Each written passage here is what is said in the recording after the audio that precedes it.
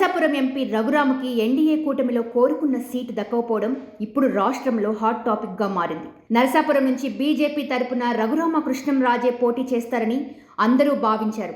అయితే అనూహ్యంగా చివరి నిమిషంలో భూపతిరాజు శ్రీనివాస్ వర్మకి టికెట్ దక్కింది. వాస్తవానికి సీఎం జగన్ లక్ష్యంగా రఘురామకృష్ణంరాజు 4 ఏళ్ల కాలంగా రఘురామ పోరాటం చేస్తున్నారు. ప్రతిపక్ష పార్టీలు కూడా మద్దతుగా నిలిచాయి.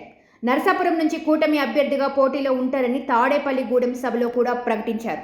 ముందస్తు ఒప్పందంలో భాగంగానే నరసాపురం స్థానం బీజేపీకి కేటాయించారని, తనకే సీటు దక్కుతుందని రఘురామ సైతం భావించారు. కానీ అనూహ్యంగా రఘురామకు బీజేపీ సీటు తిరస్కరించింది.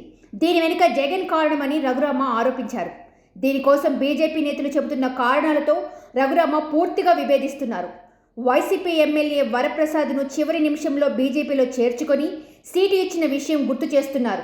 తాను పార్టీలో చేరకపోవడం కారణం కాదనేది రఘురామ వాదన.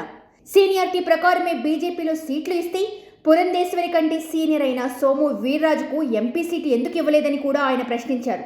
టీడీపీ నుంచి తనకు విజయనగరం ఉండిలో ఏదో ఒక స్థానం ఇస్తున్నట్లుగా అవకాశం ఉందనే ప్రచారం పైన కీలక వ్యాఖ్యలు చేశారు. తనకు నరసాపురం స్థానం ఇప్పించాల్సిన బాధ్యత చంద్రబాబుదేనని స్పష్టం చేశారు.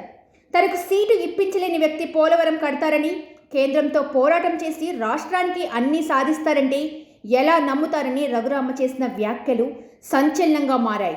బీజేపీ నిర్ణయం మార్చుకునే అవకాశం ఉందని ఆశాభావం వ్యక్తం చేశారు. అయితే రఘురామకు సీటు విషయంలో బీజేపీలో పునరాలోచన ఉండే అవకాశాలు తక్కువేనని చెబుతున్నారు. అయితే రఘురామకి సీటు దక్కకపోవడానికి కారణాలు వేరే ఉన్నాయనే టాక్ వినిపిస్తుంది. ఆయన మా పార్టీ కాదు అనేది వాస్తవం కాదు. రఘురామనే చెప్పినట్లు వరప్రసాద్కి పార్టీలో చేరిన రోజే టికెట్ దక్కింది. అలానే రఘురామకి కాషాయ కండువా కప్పి సీటు ఇవ్వవచ్చు. తెలంగాణలో సైతం పలువురు ఇతర పార్టీల నేతల్ని అలాగే చేర్చుకుని సీట్లు ఇచ్చారు. అయితే అమిత్ షా చేసిన వ్యాఖ్యలు రఘురామకి సీటు దక్కకుండా చేశాయని అంటున్నారు.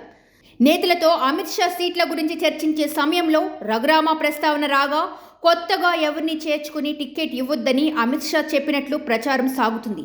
ముందే చెప్పినట్లు ఇది వాస్తవం అయ్యే ఛాన్స్ లేదని అంటున్నారు. అమిత్ షా పరోక్షంగా బీజేపీ నేతలకి చేసిన సూచన వెనుక అసలు కారణం వేరే ఉందని అంటున్నారు. జగన్కి కోపం తెప్పించే పని, జగన్కి నచ్చని పని చేయడం ఇష్టం లేకే అమిత్ షా రఘురామకి సీటు ఇవ్వొద్దని అన్నారనే ప్రచారం సాగుతుంది. జగన్కి ఇబ్బంది కలగకుండా నరసాపురం సీటు విషయంలో నిర్ణయం తీసుకున్నారని అంటున్నారు. జగన్ పట్ల బీజేపీకి పాజిటివ్ కార్నర్ రఘురామ పట్ల ప్రమాద సంకేతంగా మారింది అంటున్నారు. అయితే జగన్ పట్ల అంత ఇష్టం ఉంటే బీజేపీ టీడీపీతో పొత్తు ఎందుకు పెట్టుకుంది అనేవారు లేకపోలేదు. అంతేకాక టీడీపీకి ఎన్నికల్లో ఏ మేరకు సహకరిస్తుంది అనే చర్చలు సాగుతున్నాయి. ఏదేమైనా రఘురామకి సీటు దక్కకపోవడం, ఆ తర్వాత బీజేపీ టీడీపీ పట్ల ఆయన చేసిన వ్యాఖ్యలు ఏపీ రాజకీయాల్లో కొంతవరకు ప్రకంపనలు రేపుతున్నాయి. సబ్స్క్రైబ్ చేయండి. Please do subscribe to. Please like, share and subscribe to top Telugu TV. Top Telugu TV.